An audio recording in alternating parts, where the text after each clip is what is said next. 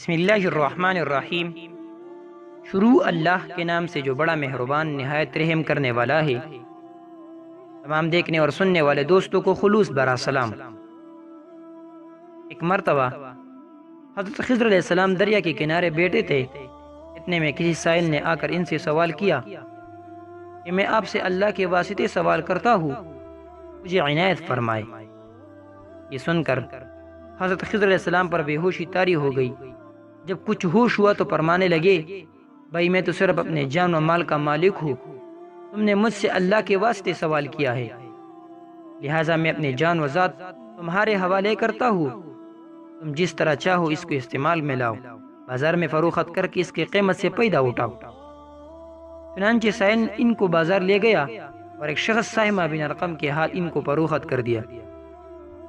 یہ خریدار ان کو اپنے گھر لے گیا، جس کے پشت پر اس کا ایک باغ تھا۔ چنانچہ ساہمہ نے حضرت خضر علیہ السلام کو ایک کدال دے کر کہا، اس کے سامنے والے پہاڑ جو 3 مربع میل رقبہ میں واقع تھا، مٹی کاٹ کاٹ کر باغ میں ڈالتے رہے۔ اور یہ حکم دے کر ساہمہ اپنی کسی ضرورت سے کہیں چلا گیا، اور حضرت خضر علیہ السلام پہاڑ سے مٹی کاٹ کاٹ کر باغ میں ڈالنے لگے۔ جب ساہمہ واپس آیا تو اس نے گھر والوں سے دریافت کیا، یا تم نے غلام کو کھانا بھی کھلایا یا نہیں؟ گھر والوں نے جواب دیا، ہمیں معلوم نہیں غلام کہاں ہے۔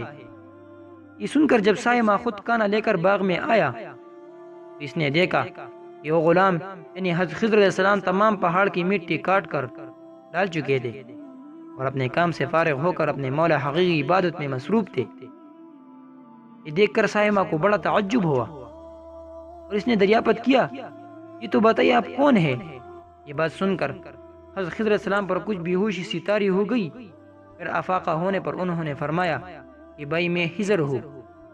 اس کو سن کر ساہمہ کے ہوش اڑ گئی۔ تو نے یہ کیا کیا؟ ان کو غلام بنا کر ایسے کام پر لگایا، یہ تو انتہائی گستاخی ہوئی۔ پھر ہوش آنے پر ساہمہ نے توبہ کی اور پروردگار سے عذر خواہی کے ساتھ حضرت خضر علیہ السلام کو آزاد کر دیا۔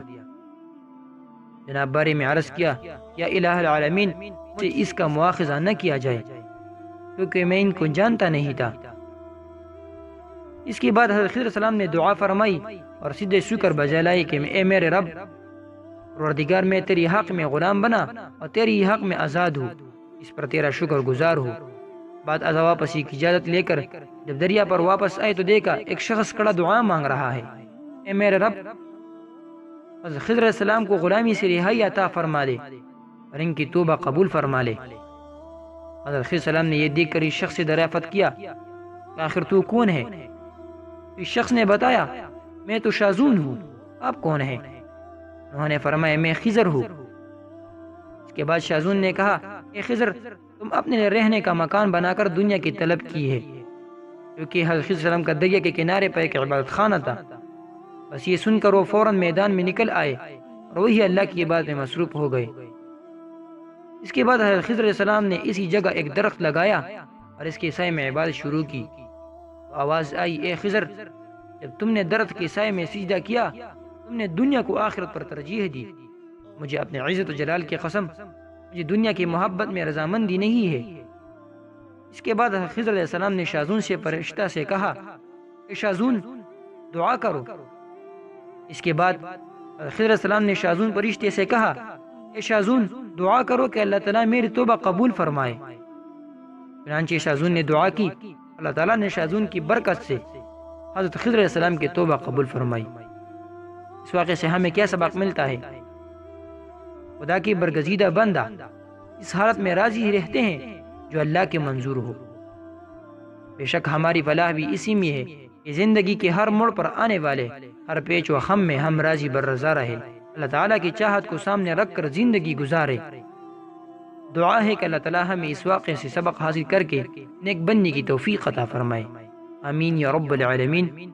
اگر آپ کو ہماری ویڈیوز پسند ہیں اور آپ کو اسلامی ویڈیوز چاہیے تو آپ ہمارے چینل کو ضرور سبسکرائب کریں۔